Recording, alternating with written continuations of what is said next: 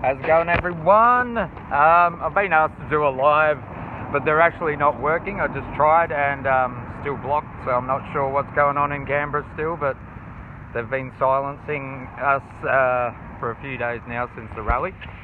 But yeah, asked to do a bit of a recap on the actual rally itself, the camp, and the aftermath we experienced with the AFP and police. Well, first off, I'll start off with all the good. Coming to Canberra, we came in 2 cars and met a heap of others up here that were already here, from local area, from Mount Gambier, from Melbourne, from Adelaide and all around. Also had mates come up from Melbourne and Mount Gambier as well behind us, and all caught up when we're there. But our initial 2 cars, we had a safe journey, and one of the biggest things we noticed about this whole experience, and that was quite different to anything we've seen in the past with any rally from Melbourne to wherever, was the welcoming. We got to the Epic Camp and it was unexplainable, as you've probably seen from my videos or whoever's videos and everyone else's that put up the lives with the welcomings that people received. It's almost like you were like royalty or celebrities. It was bizarre. Every single person in the camp came to your car, welcomed you, told you, welcome home, we love you, thanks for being here, we're all one big family. Like, we've all experienced this in the past within the movement and stuff already, but to see just hundreds and hundreds of thousands of random strangers welcome us like we'd known them all our lives, like our whole lives, it was just bizarre and overwhelmingly beautiful. Every single person coming up to the car, giving high fives, you know, huge love. And it was just amazing feeling. I can't even explain it. I had mates that rocked up a couple hours later, Flynn and Will, and they met us outside the camp. We'd already gone in and done our whole welcoming thing, and I said, look guys, you've got to go through the welcoming process because this is just something you'll never forget in your life. And they had the same treatment as well. And that went on until the night. We arrived just after lunchtime, and you know, it was pretty phenomenal then, but it went right up until midnight, 1 o'clock in the morning. They were literally in hundreds and hundreds and hundreds of people around every single car or bus that came into the camp. It was just amazing to see. Absolutely like something I've never witnessed in my life ever before. Big buses coming from Townsville and Cairns and stuff, and we're just cheering them on as they walked, you know, rolled in. And it was just insane. People dancing, singing, the most beautiful, true souls I've ever experienced in my life within this movement, and to see so many in one place from all over Australia, all walks of life, all religions, it was amazing. That's why we hate our labels, our, you know, far right or whatever they want to call us. It's none of that. We know who we are. And by the way, I thought I'd do this live or video now in front of the mainstream media head office in Canberra, just to get some truth out. And like these bastards are still saying about 20,000 max at the rally when we know it was like over 1.5 million. And some people think even more. But there was, and you'll see that from the photos. It is like something we've never experienced ever before in life, and never will again. I'm not sure. We might get the numbers again or even bigger, but what the whole point was to show these assholes that we have the millions behind us, that we aren't the minority, and it proved that. Half the people couldn't even make it here, and we got that many. 1.3 million cars came into Canberra within a week. So you do the math with 2 or 3 people per car. I mean, yeah, you just have to look at the photos. Anyway, so that was the entrance, that was the welcoming. The camp itself was absolutely amazing. Everyone was looking after each other like one big family. People were reaching out, making contacts, welcoming anyone that needed anything. People were, you know, like giving things camp to camp. There was food put on for everyone every day. Music put on, entertainment, stuff for the kids. There was dog areas. There's absolutely everything you could think of. Never seen so much love and, you know, coming together in one area and one group of people in my life, and especially with that many people. It was absolutely phenomenal how they pulled it off. The camp itself, amazingly run. Like we all, helped in and did what we could where we could. People that have been there a lot longer than us obviously took roles on helping things and, with food and whatever they could. And yeah, it was just amazing, just unexplainable amazing. Then we have the March Day. The March Day itself on the Saturday was beyond words what I expected. Been in some bloody big crowds in the Melbourne ones and stuff myself, and this was just, they gave me tingles, and this was just unexplainable. To be amongst over 1 million people all standing there, happy, peaceful, loving life, and fighting for pure human rights and freedoms. And that's all we are. We are those people.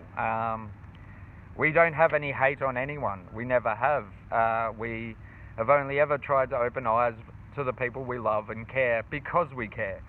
We know what's going on with this evil, and even if we've been labelled as trippers or, stuff like that in the past, or tinfoil hats, whatever, I think the world's woken up now, so most people are seeing that we weren't doing any of this for fun or anything, risking reputation or anything like that. It's because we care.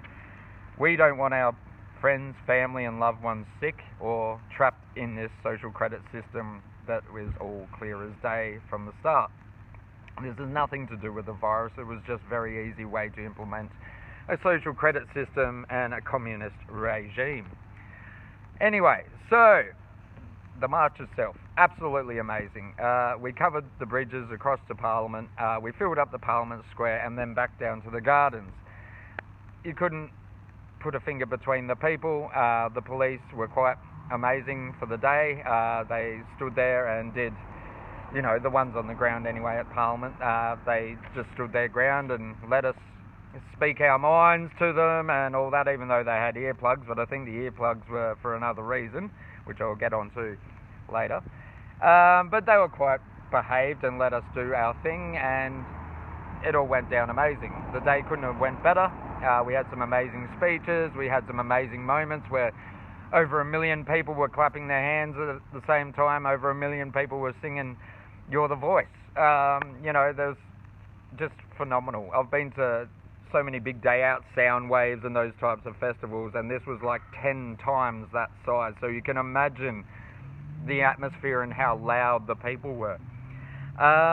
So yeah, it absolutely went amazing. Couldn't have faulted the day, and I was so proud to be there with all my brothers and sisters on this definite mark in history. It'll go down never forgotten.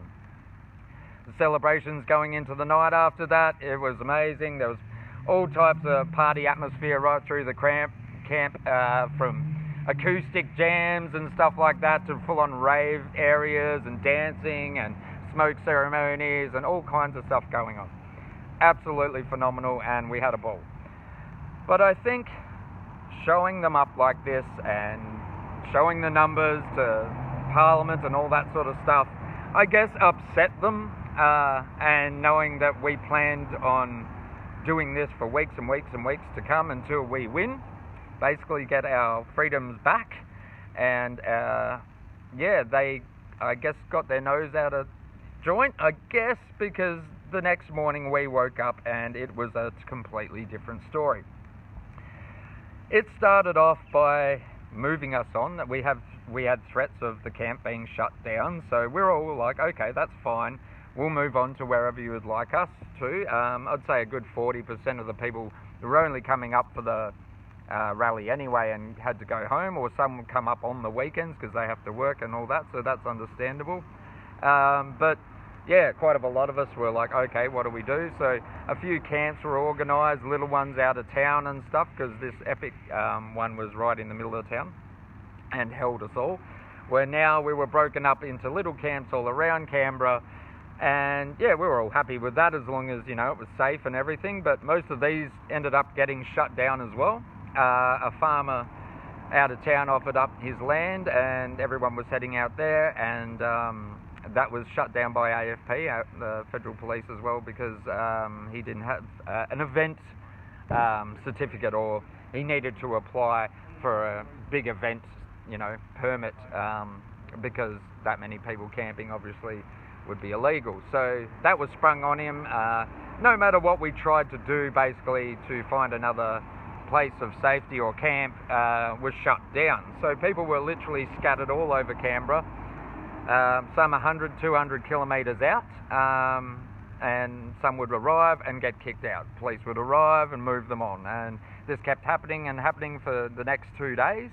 I know there's one major camp now set up out at one of the farms, but it doesn't look, too inviting. It's somewhere to go, that's for sure, but it's an open paddock. There's no reception there. There's no real shade. There's not much facilities, nothing like what we had at the Epic camp anyway. So over those couple of days, I think people just got deterred and,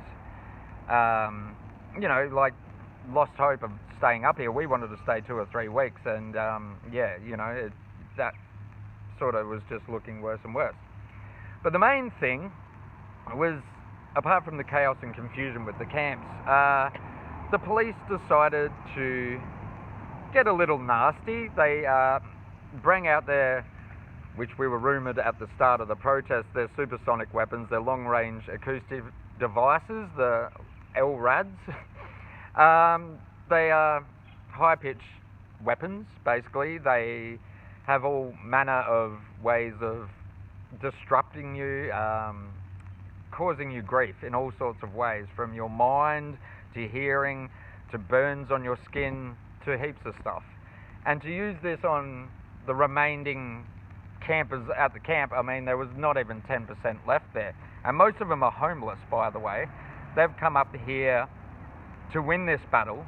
Some from WA that cannot return home without their vaccination. So they've come all this way, just, this is it, this is the last stand. And those people are now scattered all over Canberra, some homeless, some stuck in vans in truck stops, some out on paddocks, some I got no idea where.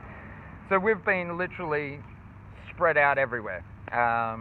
A lot of people just ended up going home. A lot of the people I know from Melbourne went home just because of the confusion and everything, and yeah. But all of us have these sunburn-like effects. Me, I am not as bad today, but my whole crew is burnt to the shithouse. People I've seen have ridiculous burns. It's insane what they've done to us.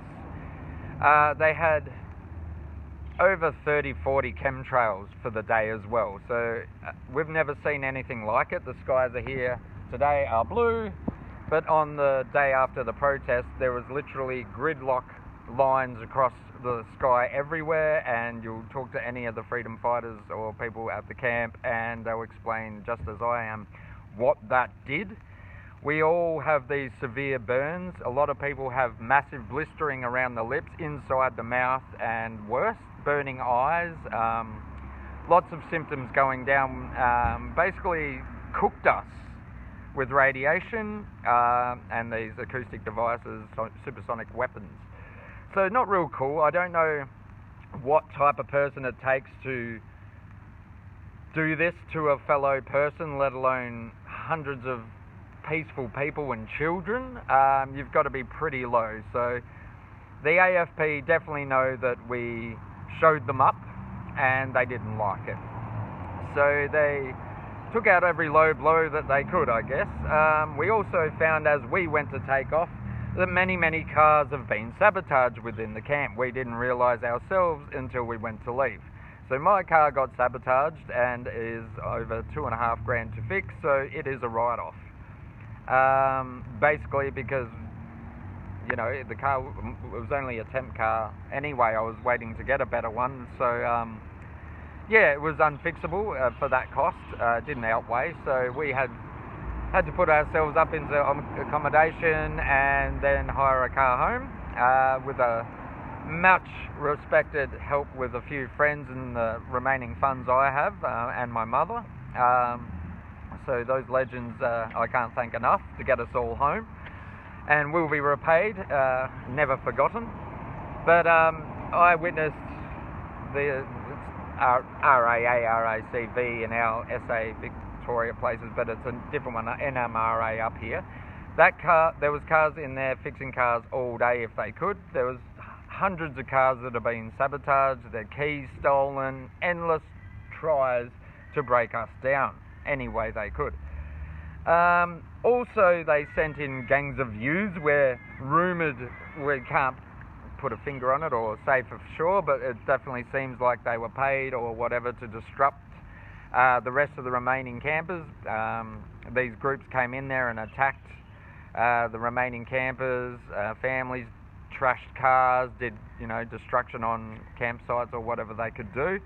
And since we've been reduced to a very much minority here now, when Canberra has a population of 400,000 odd, we had 1.5 million people come in to do this protest, so we outweighed them 4 to 1 or 3 to 1. So yeah, we were 3 times the actual population of Canberra. And now that they reduced that to a few hundred of us left here, it seems that the locals now feel confident enough to give a shit or attack us even. Our mate Joel Gilmore was attacked in a shop on I think it was a Sunday. I was literally talking to him and Reese and a few of the guys at the Macca's in the campsite. There was one just outside, what they were doing, and we're all asking each other questions, what we're going to do, and Joel said that he would stay, and Reese and the boys were going home to Melbourne. But yeah, within a couple of hours I'd heard that Joel had been strangled in a shop just for being who he was, and this is the type of treatment that they're doing. It's like insane. I have no words. So yeah, it's kind of disheartening, I guess. We're never going to stop. We're never going to stop this fight. This is us for life. We've been in it for 2.5 almost years already. So we're not going to stop. We're not going to be deterred by these tactics. We're not going to back down. We're not going to ever stop, because for most of us this is out for our futures and for our children's futures. That's why I'm here. I fight this battle not for myself, but for my kids and my brother's son and every other kid in this country. If we let this happen, our kids are going to be jabbed for life and be in this trapped system without any freedoms. People don't even realise what they're going to take away from you step by step by step by step, and if you don't keep up with their jabs, you're just the same as us pure bloods that have never had it. So millions are waking up as the boosters roll out and the kids mandates or kids vaccines roll out, but I hope more and more wake up all the time. There is always going to be that small minority, maybe a 10% of the population, that are just completely blinded and too far gone in mind, maybe, I'm not sure. But yeah, it's scary, but I know a lot are waking up and a lot don't want this booster, and now the police made to have the booster to keep their jobs, so that'll be interesting. A lot are standing with us already, and most of the army standing with us already is amazing, because both last protests I've been, this Canberra one and the last big one in Melbourne, we had a lot of army support. So it's amazing to see, and countless nurses and doctors now that are all standing with us because they knew the truth the whole time. They just were scared to speak out because it meant their jobs or whatever, and now facing 2 or 3 jabs, they're not that keen on that either. So they're all standing with us. So if you want to stand on the right side of history, I suggest you have a big think about what's really going on, and you'll see from the results here in Canberra exactly what's going on. We are standing for freedoms, pure and basic human rights. Everything our ancestors, our Anzacs and forefathers fought for generations and wars to uphold and have. We grew up with that. We were allowed to do whatever we want. This is a free country. That has all been taken away with us like that in 2 years. And the people with following the vaccines don't even realise that. It's really scary. And just know with the people that we've seen on the weekend, and we know we can do that again at any given time if we set it up right, we might even have twice as many people. I reckon we could get 5 million people, no worries, because half the people just can't make it, or they have families, or they've got little kids and stuff. And a lot will be deterred with the weaponry they used on us to ever bring kids again. I know I wouldn't with my kids. And that is a tactic, you know, like we want to be shown as families, happy people. We're just normal people. That's why we bring kids. That's why we bring our wives and dogs, and, you know, like we're not there for violence. And we thought doing so, the police would actually see that as a humble, peaceful stand. But it didn't mean crap to them. They still used their weapons. They still thought it was okay to literally cook the crowd with radiation while little children are around and women and stuff. It just makes your blood boil.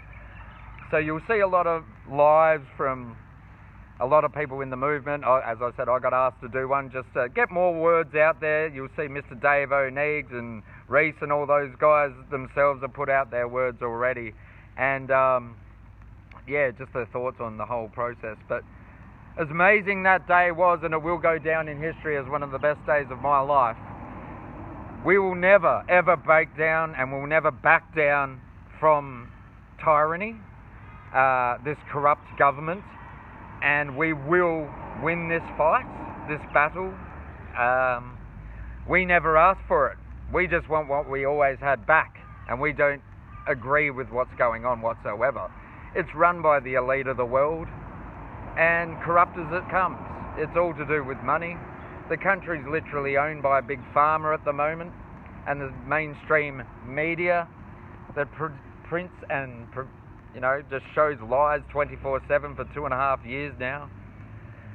So just know, everyone, that if this weekend or whatever isn't as big as last or whatever, and I guess a lot of people were deterred to ever come back to Canberra, like a lot of us are feeling, but we will win.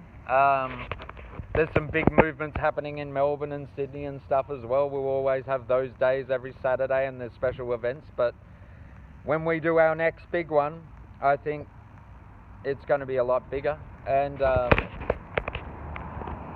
just know that every single person within this movement isn't going to give up. We're going to fight till the day we die for our children, for our loved ones, and for our freedoms. And just that's all I have to say about it, really. You know, like I didn't want to bring a damper on too much of the amazing day, but we did need to get these lives out here to understand what people were doing to us, what the police were doing to the peaceful protesters after the day. And no matter what they throw at us, no matter what they do, they've already destroyed most of the people's lives already beyond repair. Some of these people have nothing left. And it's a sad sight, but when humanity's brought to its knees, you see the most beautiful things happen. The people in that camp literally made me cry so many times of just how amazing and selfless they were, and all in it together. And we will win this. Peace, love, and harmony.